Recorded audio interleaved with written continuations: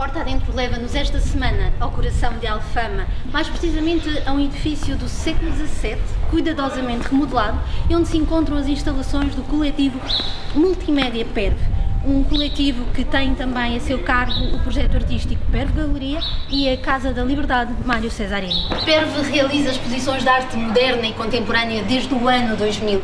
Artistas internacionais como Picasso, ou mesmo importantes artistas portugueses como Artur Boal, Cruzeiro Seixas ou mesmo Mário Cesarini, ou ainda da lusofonia como Malangatana. Obras que integram algumas das mais importantes coleções da arte moderna e contemporânea, tanto a nível nacional como internacional. O universo do coletivo PERV é muito mais abrangente. Para além das exposições que organizam também ciclos temáticos, passando também por uma linguagem artística totalmente diferente, desde a poesia, à música, à dança, ao teatro. Está na hora de conhecer a PERV Galeria com o seu diretor e curador, Carlos Cabral Nunes. Boa tarde, estamos aqui então na Casa da Liberdade Mário Cesarini. É um espaço que foi inaugurado em 2013, portanto vai fazer 8 anos, justamente em novembro de 2013, à altura em que tínhamos inaugurado 7 anos antes uma exposição que foi a última em que o Cesarini participou aqui ao lado na PERV Galeria, e portanto decidimos inaugurar nesse mesmo dia a Casa da Liberdade, que é no fundo uma homenagem ao Cesarini, e tem um espólio bastante considerável dele e de outros autores como o Cruzeiro Seixas. Aliás, esta exposição onde estamos marca o início de um ciclo dedicado ao centenário do Cruzeiro Seixas e, portanto, é no fundo uma exposição antológica que foi a primeira a ser inaugurada a 19 de setembro, com a presença do Sr. Presidente da República, do Presidente da Junta de Freguesia de Santa Maria Maior e da Sra. Ministra da Cultura, e de facto, felizmente nessa altura o Cruzeiro Seixas ainda estava entre nós, mas por uma questão de medidas da pandemia, fruto da pandemia, achámos que não seria bom ele estar nessa inauguração, mas ele teve ecos disso, fez-se o catálogo e ficou bastante contente. E depois, posteriormente, no dia em que se assinalariam os 100 anos do seu nascimento, infelizmente ele já não estava entre nós, portanto, a 3 de dezembro, e aí inaugurámos outros 2 polos expositivos, um na Atmosfera M e o outro na Cidade Nacional de Belas Artes. Portanto, esta exposição, como digo, o primeiro núcleo desse ciclo de homenagem aos 100 anos do Cruzeiro Seixas, inicia-se com uma obra que é talvez das obras mais inusitadas dele. É uma obra feita nos anos 50 em Angola e justamente com materiais. Ele utilizou em Angola várias vezes materiais autóctonos, portanto das culturas locais. Neste caso é uma esteira, portanto, mas quando ele utilizou esses materiais, ele fez com a sua própria linguagem. Aliás, penso que estará aqui uma outra obra que é do mesmo período e com o mesmo tipo de material. Simplesmente aqui, o interessante é que não só o material é um material tradicional, como a própria plástica que ele usa é uma plástica muito tradicionalista, não é? Se não estivesse assinado por ele, poderia ser feito quase por culturas locais. Não poderia, porquê? Porque de certa forma há aqui uma construção que é uma construção muito contemporânea também, não é? Mas é interessante a forma como ele trabalha, quase como se fosse uma estampagem, é um trabalho interessante. E depois a exposição continua então por aqui. Tem aqui, está organizada um pouco por núcleos, aqui tem a ver com colagens de vários períodos, não é? E tem esta obra que eu acho muito curiosa porque é muito paradigmática daquilo que ele faz, não é? E é uma obra, de certa forma, premonitória, porque é uma tinta da China, portanto é o chamado desenho à pena, e se vir bem, que eu acho muito curioso, estas ondas são corpos, não é? Que vêm, vamos lá, permanecer na praia, não é? Portanto, isto é uma espécie de praia e vêm os barcos e os corpos. E isto é premonitório porque, no fundo, hoje nós já vimos estas imagens através do drama dos refugiados, não é? Que no Mediterrâneo, que acabam por naufragar e ter a costa italiana. Não é? E depois tem obras como esta, por exemplo, feita com recurso. O Cruzeiro Seixas acabou sempre por privilegiar o suporte frágil, o suporte, no fundo, quase de papéis que, se ele não pintasse, iriam para o lixo. Não é? Por causa destas folhas de umas páginas amarelas, não é? Portanto, de lista telefónica, não é? E que de repente, sendo intervencionado por ele, ganha uma dimensão da obra de arte. Aqui temos esta obra, a tal que eu falava, que é também numa esteira, mas já com a plástica muito identificável dele, não é? Ao contrário do outro, e neste ecrã vão passando filmes que foram feitos por nós, dedicados e por outros realizadores e por outras produtoras, dedicados ao Cruzeiro Seixas, não é? E, portanto, aqui já estamos na Perve Galeria, que tem esta exposição que assinala os seus 20 anos de existência. Portanto, aqui neste espaço, que entretanto foi objeto de muitas remodelações. Não é? E, portanto, é uma exposição que, no fundo, reúne obras de vários dos artistas que, ao longo dos anos, nós fomos expondo. Portanto, entrando por aqui, começa-se logo com esta obra de João Garcia Miguel, que é um artista bastante relevante da performance e das artes visuais em Portugal. E depois, por exemplo, esta peça que também é muito interessante, é um protótipo de um monumento que nunca chegou a ser realizado. Portanto, é um protótipo de um monumento feito em homenagem ao Dr. Mário Soares, pelo Lionel Moura, que é um artista bastante relevante do ponto de vista nacional e internacional, não é? Porque é um dos precursores da chamada arte robótica, chamamos-lhe assim, ou arte inovadora, não é? Com recurso a meios e técnicas inovadoras. Aqui no caso é uma obra feita com recurso à impressão 3D, portanto toda esta peça foi composta e depois impressa numa impressora 3D e depois o artista assemblou e arranjou, portanto, a peça como uma escultura protótipo, não é? E depois temos esta sala, é dedicada ao universo feminino, portanto é uma sala composta por obras só de artistas mulheres de várias gerações. Aqui é uma artista jovem, muito jovem, que, portanto, Mari Serra, que fez esta peça especificamente para esta exposição, no fundo evocando aquilo que é a componente biológica até mais feminina, não é? Por natureza própria, não é? Portanto, no início, ou seja, há 20 anos, quando nós viemos para Alfama, de facto, estas duas lojas não estavam ligadas e a Perve Galeria nasceu, de facto, neste lado, portanto, que é o número 19 da Rua das Escolas Gerais, junto à Igreja de Santo Estevão, em Alfama. E, ao lado, nós criámos, porque tínhamos as duas lojas, e criámos um arte café, multimédia, etc. O espaço ao lado estava completamente distinto do que é hoje, tinha mesas, etc. Portanto, tinha uma lógica de pequenas exposições, mais de jovens. Aliás, lançámos ali várias pessoas que fizeram ali a sua primeira exposição individual, como a Ana Silva, que hoje é uma artista importante, está a expor agora com o André Magnan, em Paris. E aqui havia então uma parede falsa, que eu senti logo na altura, não disse a ninguém, mas que existia aqui uma passagem. E só passado 3 ou 4 anos é que tivemos então enfim, o estímulo para tentar encontrar a passagem. E cá estava a passagem, então, com esta pedra, descobrimos que havia, porque isto tinha várias camadas de chão que ao longo dos séculos foi sendo posta, descobrimos que havia este chão em pedra, muito antigo, uma pedra já muito, enfim, danificada, mas muito bonita, porque o edifício, como disse, é de facto anterior ao terremoto.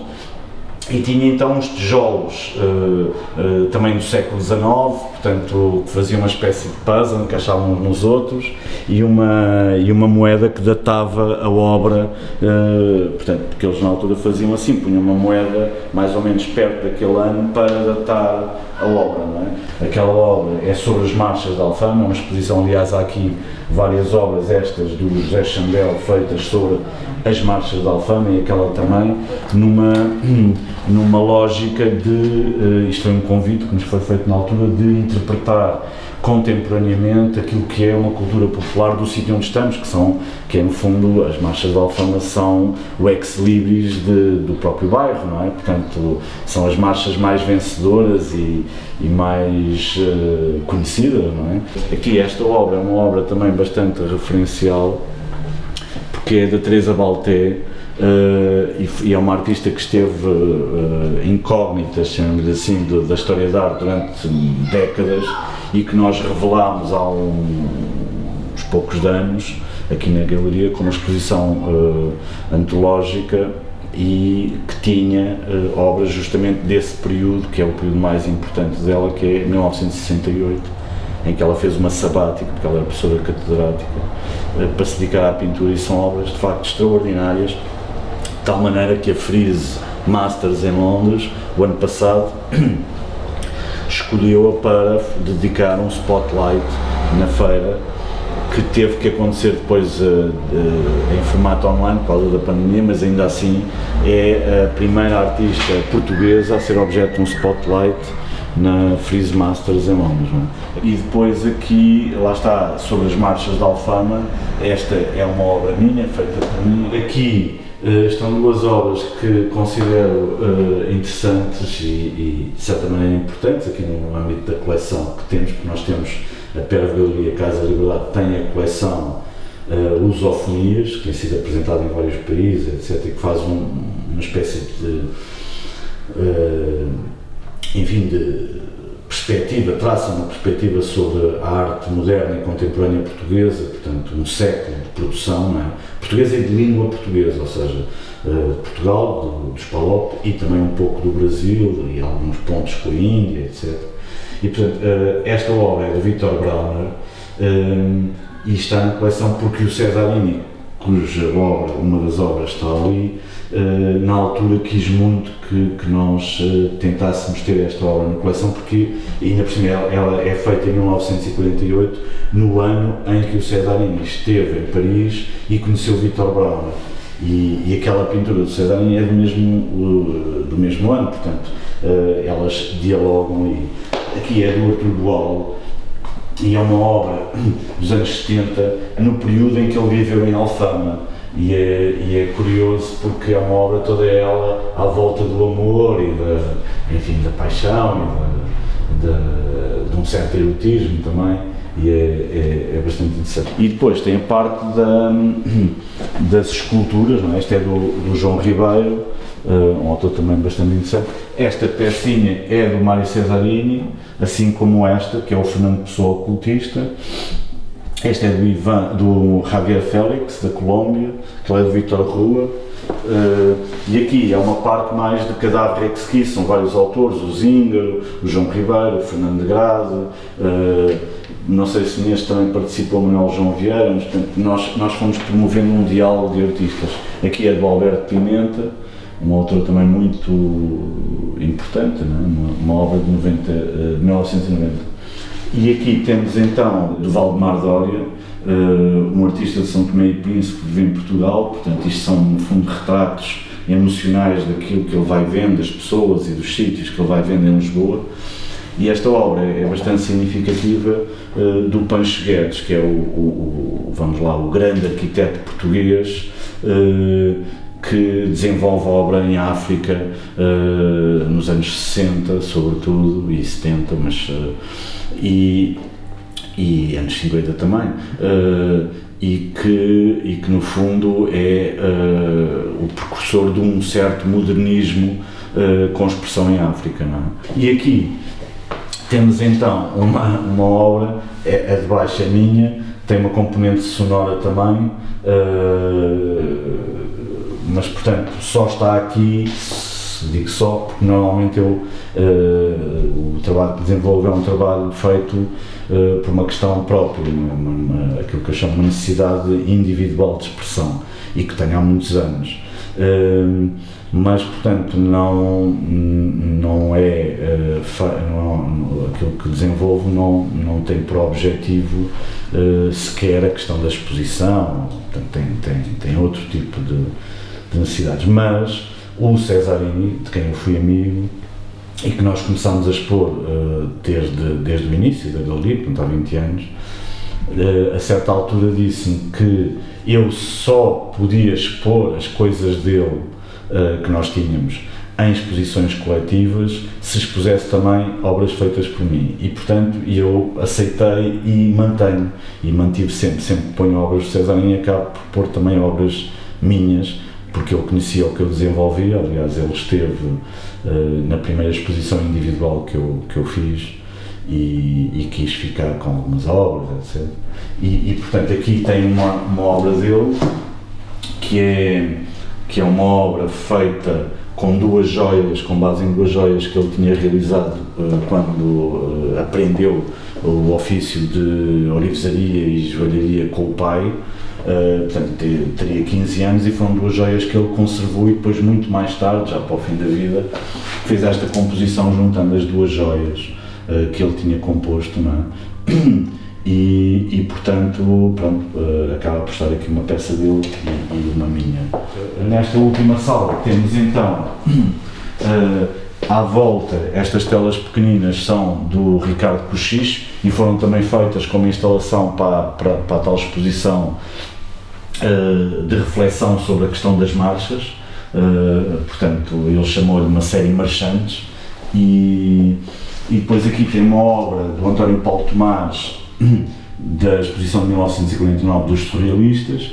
Aqui é de Manuel João Vieira, uma obra que se chama Separando as Águas, que é muito também, enfim, eloquente.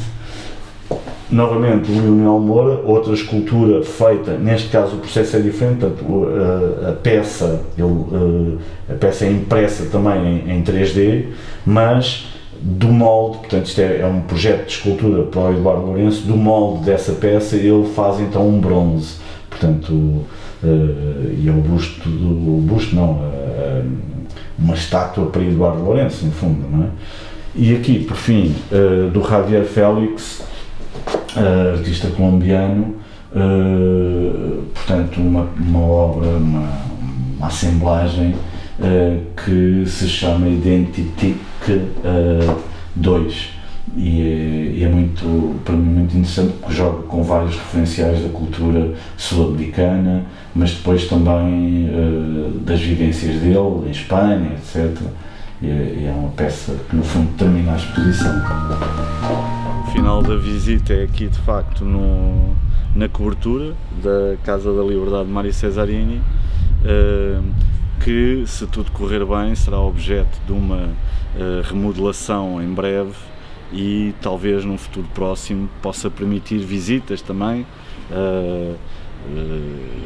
cá acima, não é? Para conhecerem também aquilo que é, no fundo, a parte, os bastidores.